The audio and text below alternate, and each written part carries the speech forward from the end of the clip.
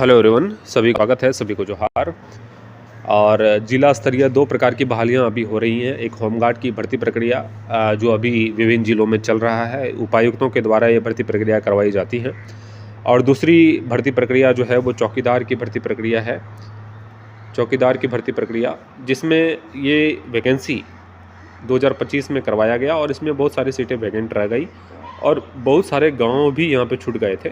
तो हाईकोर्ट का यहाँ पे साफ निर्देश है कि अब जब भी बहाली आएगी चौकीदार की तो उसको जो है वो जिला स्तरीय निकाला जाए। बीट स्तर पर बहाली निकल कर आई थी, आप लोगों ने देखा था कि 2025 में, लेकिन उसको जो है वो खारिज कर दिया गया है हाईकोर्ट झारखंड की ओर से और साफ तौर पर कह दिया गया है कि आपको जो बहाली है वो आप जो है बीट स्तर पर नहीं, उसको जिला स्तर पर निकालिए। ठीक है, तो आप सभी विद्यार्थियों का ये प्रश्न रहता है कि आखिर ये चीज़ें हाईकोर्ट से हुई तो इसमें क्या नई बहाली आ सकती है। मैं हमेशा से आप सभी विद्यार्थियों को कह रहा हूँ कि थोड़ा इंतजार करने की आवश्यकता है, लेकिन नई बहाली उस पर जो है वो मुहर लग चुका है।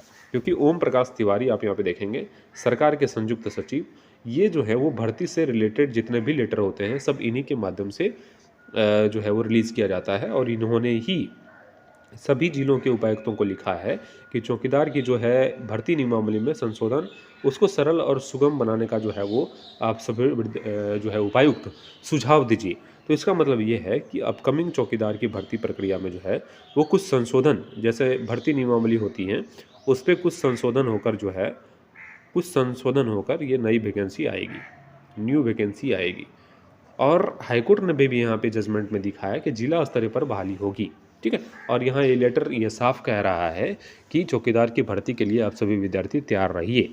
क्योंकि यहाँ पे साफ तौर पर जो है ये देखिए, एक चीज़ है यहाँ पे क्लियर है कि अगर किसी चीज़ पे संशोधन किया जा रहा है तो निश्चित रूप से उस चीज़ पे अमल करने के लिए जो है उस पर संशोधन किया जा रहा है। जैसे झारखंड पुलिस की बहाली आनी थी तो उस पर संशोधन किया सबसे पहले।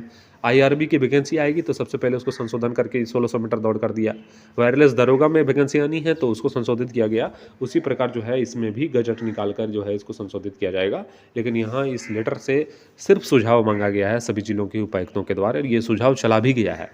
और जहाँ तक मुझे मालूम चल पाया है कि जो 50 प्रश्न के क्वेश्चन होते थे, 50 क्वेश्चन, इसको जो है वो 100 किया जाएगा। और इसमें झारखंड और जिस तरह से 4th ग्रेड की बहाली का सिलेबस है वही सिलेबस यहाँ पे रखने की पूरी संभावना है। बहुत सारे विद्यार्थियों का ये प्रश्न रहता है कि आखिर चौकीदार की भर्ती अब जेएसएससी के माध्यम से संपन्न होगी क्या? कतई नहीं। जेएसएससी से 4th ग्रेड की बहाली में इसका कोई लेना देना नहीं है।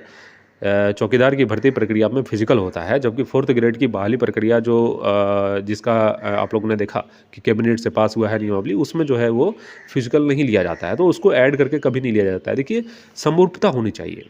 अगर कक्षपाल में 1600 मीटर रनिंग है, झारखंड पुलिस में भी 1600 मीटर रनिंग है, तो दोनों को जो है वो कंबाइंड वैकेंसी में निकालेगी सरकार। लेकिन अगर चौकीदार में रनिंग है और 4th ग्रेड की बहाली में रनिंग नहीं है तो ये दोनों बहाली एक साथ नहीं निकाल सकती या जैसे से संपन्न नहीं करवा सकती। तो ये जिलों के उपायुक्तों के द्वारा ही वैकेंसी आएगी। इसलिए आप लोग जो है वो निश्चित रहिएगा, और जब भी अपडेट आएगा वैकेंसी से रिलेटेड उसको मैं आप सभी विद्यार्थियों को अपडेट कर दूंगा। इसलिए निश्चित रहिएगा, आराम से पढ़ाई करते रहिए अगर चौकीदार ही आपका फोकस है। और खासकर देवघर जिले वाले विद्यार्थी जितने भी हैं, देवघर और जामताड़ा वाले विद्यार्थी, अगर आपको नोट्स चाहिए होगा चौकीदार का तो आप लोग इस नंबर पे कांटेक्ट कर लीजिएगा 8539047559। काफ़ी कम प्राइस पे जो है आपको चौकीदार का नोट्स प्रोवाइड कर दिया जाएगा, जहां से आप सभी विद्यार्थी अभी से तैयारी कर सकते हैं। देखिए, कंपटीशन बहुत टफ होता चला जा रहा है और चौकीदार की भर्ती प्रक्रिया में अगर आपका सिलेक्शन नंबर की वजह से नहीं हुआ है तो बेझिझक जो है आप लोग यहाँ पे नोट्स मंगवा लीजिए और अभी से तैयारी करते रहिए। क्योंकि भर्ती प्रक्रिया आएंगी, शुरू तो होंगी ही, सीट तो अच्छा खासा आएगा ही। इसलिए निश्चित रूप से आप सभी विद्यार्थी इसको जो है वो अभी से मंगा कर पढ़िए। अन्य ज़िले के विद्यार्थी अगर आप हैं तो निश्चित रूप से कमेंट करके अपने ज़िले का नाम बताइएगा, आपको भी जो है वो नोट्स प्रोवाइड करने का कोशिश मेरी टीम के द्वारा किया जाएगा।